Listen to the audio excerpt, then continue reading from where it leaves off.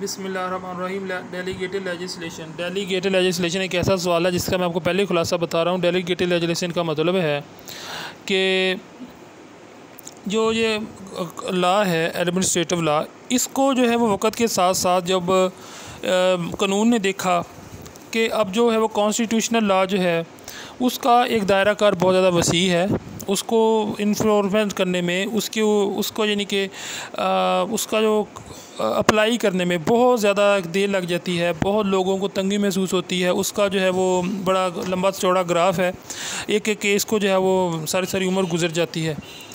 तो अब जो है एडमिनिस्ट्रेटिव लॉ, इसकी जो है वो मजबूत करने के लिए वो उसको वक़्त के साथ साथ इसको ज़रूरत महसूस की गई कि एडमिनिस्ट्रेटिव लॉ जितना ज़्यादा ताकतवर, जितना ज़्यादा पावरफुल होगा, उतनी ज़्यादा जल्दी के साथ उतना ही ज़्यादा जो है वो कॉन्स्टिट्यूशनल लॉ का हाथ बटाएगा और ये बहुत ज़्यादा एक सूदमंद काम होगा कि अगर इसके ऊपर लेजिस्लेशन हो जाए।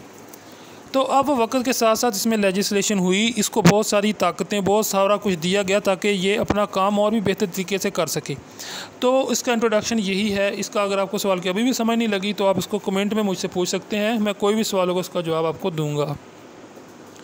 तो इसकी डेफिनेशन ये आ गई कि वही जो मैंने बात की है, एक्ट टू जेनिंग, उसके बाद में हेयर हाल्सबरी लॉ जो ऑफ इंग्लैंड का, उसके ऊपर आ गया reasons for growth of delegated legislation. सबसे पहले यह है प्रेशर अपॉन पार्लियामेंट, यानी कि पार्लियामेंट के ऊपर प्रेशर आया तो जो है वो technicality of subject matter, need of flexibility, लचकदार, एक्सपेरिमेंट, तजर्बा, एमरजेंसी जब आ जाती है तो उसके अंदर जो दूसरा कॉन्स्टिट्यूशन है वो फेल हो जाता है तो एडमिनिस्ट्रेटिव लॉ जो है वो मुल्क के अंदर अमन व अमान की सूरत हाल को बरकरार रखने में ज़्यादा कारगर साबित होता है।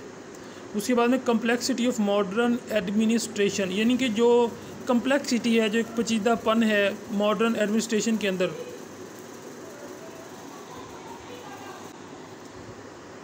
उसके बाद में है secretary in law making process till it enforcement, ठीक है ना।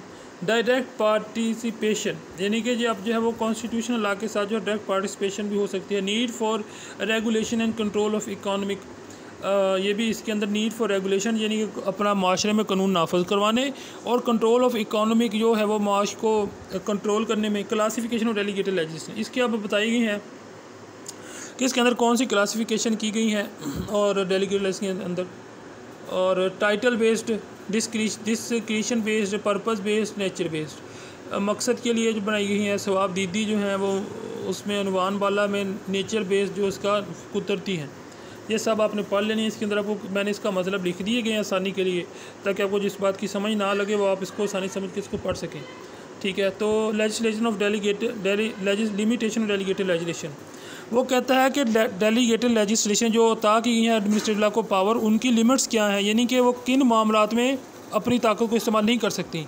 इसेंशियल, सबसे पहले रिपील ऑफ लॉ, यानी कि जहाँ पर कानून जो है वो हो तो उसको मॉडिफिकेशन और इन इम्पोर्टेंट आस्पेक्ट, मॉडिफिकेशन करना इन इम्पोर्टेंट आस्पेक्ट में, यानी कि जो पहले बॉडी बनी पई है, स्टैचू बना पे, उसके अंदर मॉडिफिकेशन नहीं हो सकती।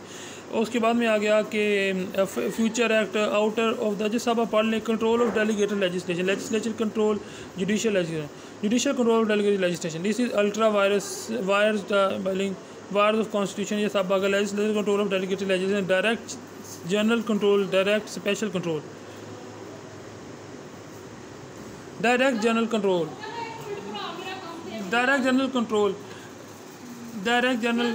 Special control, delegatee can not further delegate, application of delegated legislation in different country. यार आप लिख देना, इसका मैंने आपको स्क्रीनशॉट लेके रख दिए हैं। पाकिस्तान इंडिया में कैसा कंक्लूजन इसका बता दिया मैंने पहले। किसी बात की समझ नहीं लगती तो आपको सिर्फ हेडिंग याद करनी है, आपको सारा आगे खुद याद हो जाएगा। कोई बात समझ नहीं लगती है मुझसे आप कमेंट में पूछें। Thanks for watching.